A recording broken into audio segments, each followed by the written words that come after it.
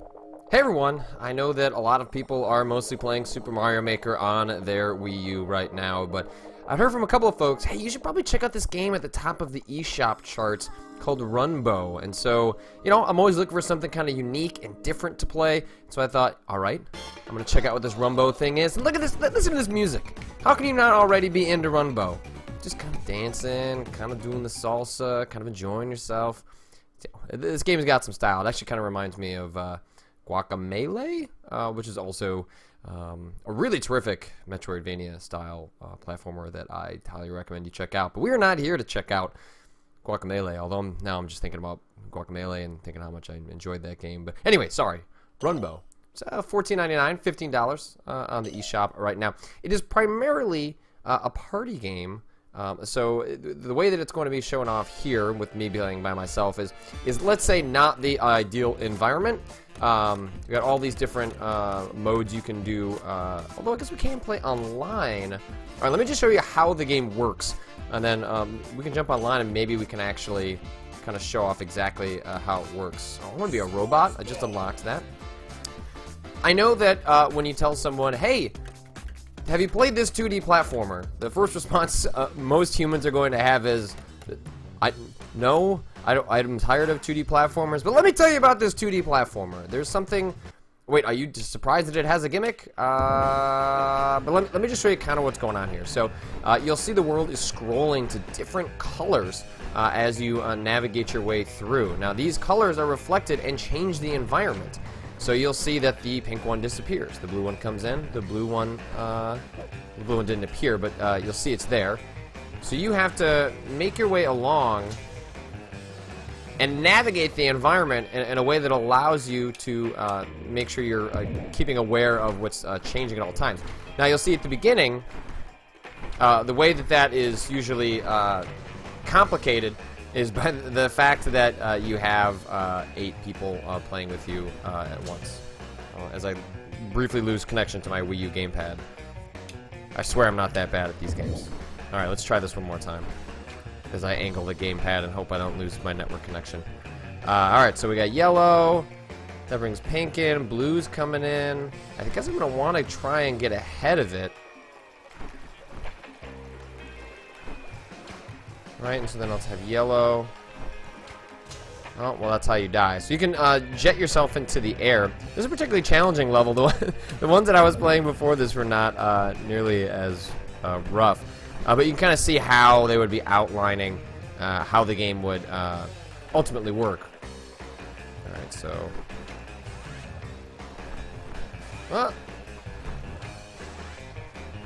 Alright. And so as a single-player game, I'm wondering if the later stages are where this game starts to shine. Like, so the stage that I'm playing now is pretty fantastic and enjoyable, and it really forces you to mess with sort of the rapidly changing environment in a way that I think makes it pretty unique in that regard. So let's actually jump out and see if we can't jump online and see how wild this game can get once you've introduced a whole set of players, which is obviously kind of the way that you're supposed to play. Oh, I have to hold B to go back to the main menu. Okay. I'm learning. Learning as we're going along. Play online. Hopefully in the middle of the day on a Wednesday there are people playing. Open party. Get ready to run. I'm ready to run. Connect me, baby. Who's hanging out on the eShop in the middle of the day on a Wednesday? Come on, there's gotta be someone. Alright, I'm in. Who else is in? I'm ready. There might not be anyone.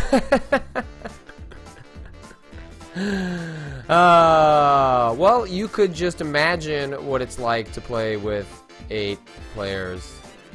If you just like copied and pasted 8 players onto the screen, or imagined what it might be like. It's not actually an ideal time. And who knows how many people are playing on this. That's kind of part of the problem with playing multiplayer on the Wii U, is that you cannot necessarily be completely confident that there are going to be people to play with. So why don't we just jump to another level, and I mean, you kind of grasp the basic concept of what's happening here. The green, you know, signifies it's an easier stage. Yellow signifies that it's a slightly harder stage. So you'll see everyone on the left, it would normally be lining up. Ooh, this is kind of an auto-scrolling stage. All right. So if you had a bunch of players together, you know, part of what becomes, right, I screwed that up. Challenging and interesting about Runbow is the fact that, you know, you can choose different paths. You can gamble that maybe you can get a couple of seconds ahead of the competition by maybe going down instead of up, because you see that the yellow is coming. Oh, that's okay. I chose poorly all the way around. And so when I'm playing by myself, I'm having to respawn at the beginning of the stage. I'm not sure how exactly that works if you're playing with multiple people. Alright, so I've made my way through there. Alright, so down and then middle. And that should allow us to get further into the stage.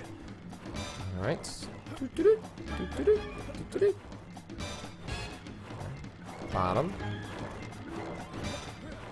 Middle.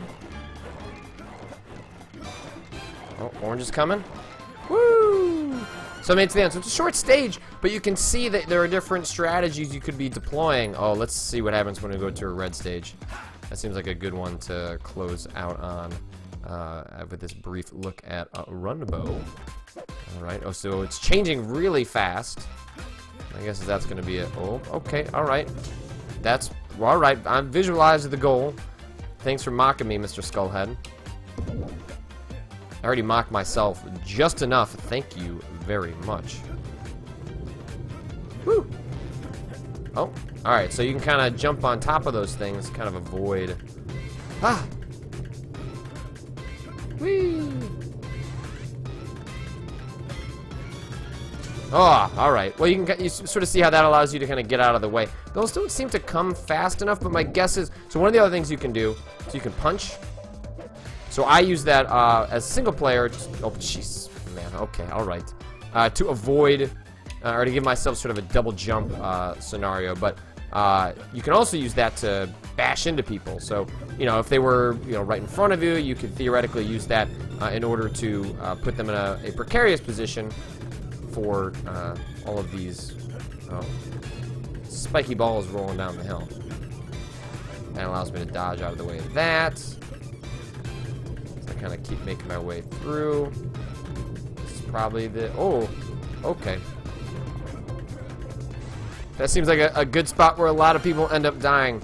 But yeah, that's Runbow. Now, granted, like I said, the ideal way to play Runbow is to be doing this with a huge group of people. You can play, I think, up to 8 people. You can use a variety of game pads, Wii remotes, Pro controllers, you know, whatever you got lying around for Smash Brothers or anything else. Let's see, take on the Behemoth. That seems like that is something I can play by myself, so I can at least kind of give you a sense of what that is. This is new for me, new for you, new for everyone. We're going on an adventure, Kotaku readers, viewers, watchers. Oh, he's got something in his mouth. But he's got us in his mouth. That's not great. I don't recommend it. Behemoth doesn't save your progress. Well, that's just not very nice of him. What did I do to deserve that? Whee! Alright, apparently we're not the first ones to find ourselves in the Behemoth. Oh, alright, that could have been the first death right off the bat. Would not have been a great way to start that. Oh! Interesting. See, I think this is great. I want more of this. Ooh. Reminds me of that section in Heatman's stage in Mega Man 2. Where you have to go through the blocks. The one that you look back on thinking, that was super cool. But it was actually like really hard and annoying. But it was pretty fun to navigate. It was very satisfying when you managed to pull it off. Oh! Ah! It pleases the Behemoth. But what I like about this is the amount of, like, the quick reaction time you have to try and keep in your head where the different sections are in the hopes that you'll be able to manage as you make your way along through the second gauntlet. Thank you very much. So this seems like a mode that, yes, you can play with other people, but is also pretty satisfying as a solo experience. Oh man, this is a pretty good one where you have to... I didn't time that right. Where you have to make sure that you are not... you are taking advantage of the fact that there's a pause in the action with your double jump.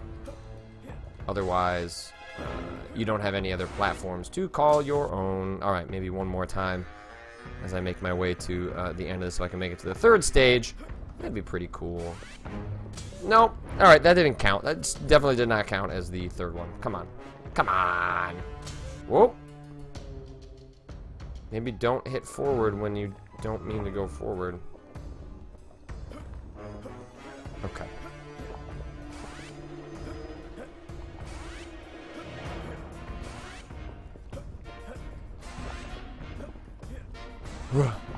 Oh, well, and that does it for Runbow. $15 on the ye ol' eShop. Seems like a game, like I said, that is best played with a lot of people, but there is some fun and value to be had if you want to play by yourself. It's available on the eShop now, and if you're looking for something other than Mario Maker, although that game's pretty great, so, I mean, what are you doing? But Runbow seems awesome. Hopefully this comes to other platforms. I'd love for this to come to the PC or something like that, so I could use all the Xbox controllers I've got sitting around connected to Steam. So, that's it from me. I'll talk to you all later.